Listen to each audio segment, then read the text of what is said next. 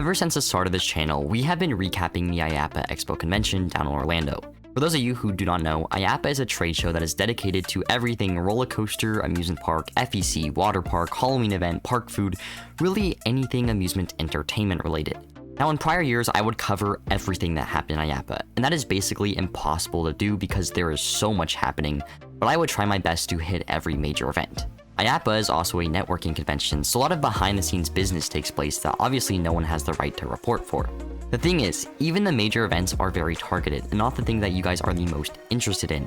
So I thought instead of doing what we normally do, I would only really hit on the major events and stuff that is really interesting to listen to. So one of the first things that happened at Iappa was a train reveal for a new Vekoma launch coaster.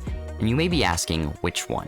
And it's called Canobie Beast. Now I say there's a good chance that a lot of you have no idea what I'm talking about, but when I tell you that this is a brand new layout with 6 inversions and could be one of the best modern Vekomas in the world, some of you may be scratching your heads. So let me introduce you to a park called Vedanta World, or I guess it's called Bon Luxury Theme Park at the Vedanta World Resort. Essentially, Vedanta World is a massive resort in Puerto Vallarta, Mexico. It is very established, but it's adding a theme park on top of all the offerings it already does have, so we're gonna have to spend a bit of time talking about this park because I feel like it has flown so under the radar for how good of a theme park it is. Now, I went through my old messages with Darren, the editor of the channel, and we have been discussing going to this park ever since 2023. When like 2 people knew about this park. So to say I've been excited is a massive understatement. Now, what is at Vedanta World? Well, right now information is very limited. We have a few concept arts for all the coasters, so we could see what we are theoretically getting. There's also a lot of construction reports, but they're in a different language, so they're a lot harder to understand. They have purchased a package of 4 Vekoma coasters. 3 of these are family coasters, and one of them is Canobie Beast, the Vekoma launch coaster we briefly mentioned. The 5th coaster that is going to be at this park is a Mach-powered inverted coaster, so that is something like Arthur at Iappa Park. Now the best part about all of this is that Vedanta World has money, so they are theming everything they possibly can, and the concept art looks amazing. The first Vekoma family coaster is called Ashara, Goddess of Fire, and it's a Vekoma switchback model, which is kind of like a family boomerang, but the huge defining part of the ride is an inclined turntable. The concept art has the coaster navigating in an indoor temple, and it looks so cool. The layout for Ashara is finished, and it looks like they are enclosing only minimal parts of this coaster, so I'm really curious to see what it will look like come opening time. The next Vekoma family coaster is called Azara's Flight, and this is much more of your standard family/kiddie coaster. There is a clone of this operating at Santa's Village, but imagine something like Flight of the Hippogriff. This coaster has finished the layout construction. Structures are going up around the queue line, station, building, and lift hill, so it looks like a very well presented coaster. Also, the park has started growing vegetation in for this ride, so I think it will look really good come park opening. The last Vekoma family coaster is an FSC, a suspended family coaster, so I'm really excited for this one. It is called Speed of Light, and the concept art is a lot more basic, with it flying through a lot of really nice looking vegetation. The queue line is open, but looks really good as well, so I am excited for this coaster. Like Azara's, this coaster's layout is also fully constructed with some theming elements going up. There seems to be a lot of supports going up around the station and the lift hill, so it looks like the lift hill is going to be enclosed in some way. The last coaster at this park doesn't have a name yet, but it's a Mach suspended power coaster. The concept art has it taking place indoors with kind of a magical jungle theme. For most recent construction updates, it looks like the layout is complete. It is nothing special, but theming is what defines this coaster, so we will see how good it is as time progresses. Now let's talk about Canobie Beast. This coaster looks insane. It looks like one of the best modern Vekomas, and we have an announcement video for it, so it's officially happening. Unlike some of the other coasters at this park, the layout is not finished. So far, there's only footers installed and no track on site, with construction kind of being slow right now. But do not fret, this park is moving forward fast, and this coaster will be built. Here's my best trying to summarize the layout of this coaster and predict how good it will be. Already being advertised is 16 seconds of airtime, which is a lovely statistic. Oh my gosh, I'm so excited for this coaster. It starts with an LSM launch into this weirdly profiled top hat looking thing, and then curves down into a wicked airtime hill before doing a corkscrew station flyby. That's an insane sequence of elements. I am so pumped for this thing. It then 180s, hits more airtime hills, and then hits an LSM boost. This is where you will reach the top speed of 64 miles per hour and navigate what looks like a weirdly profiled element.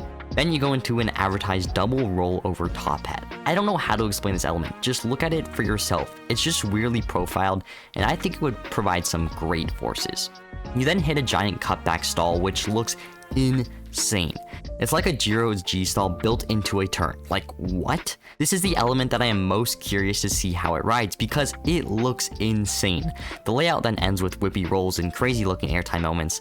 I feel like this genuinely could be one of the best coasters in the world, and it's an added bonus that it will be presented so well. The station building looks like a temple, and oh my gosh, it's just perfect. Also, the train reveal, I totally forgot about it, and it's the reason why we are even talking about this park. This seriously is one of the coolest train designs I have ever seen in my entire life.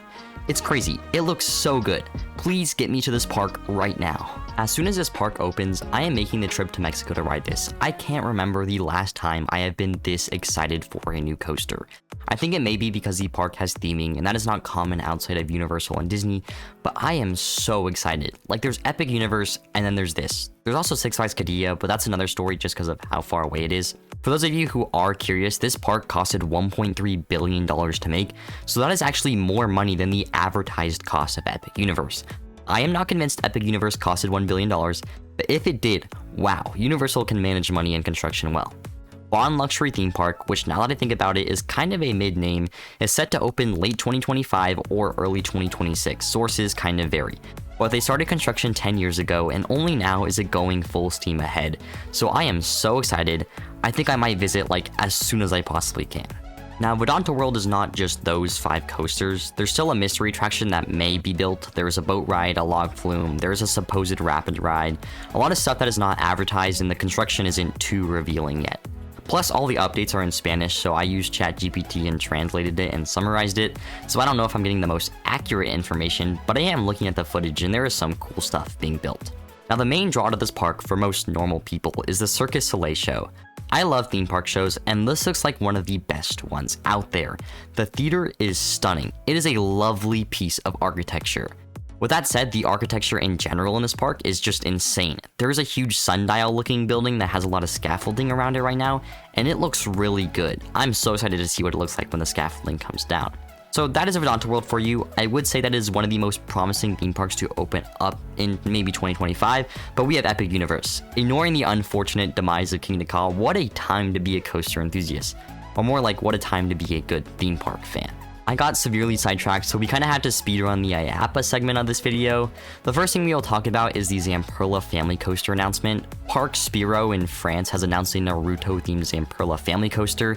Zamperla is a very hit-or-miss manufacturer, so it's cool seeing them build something big.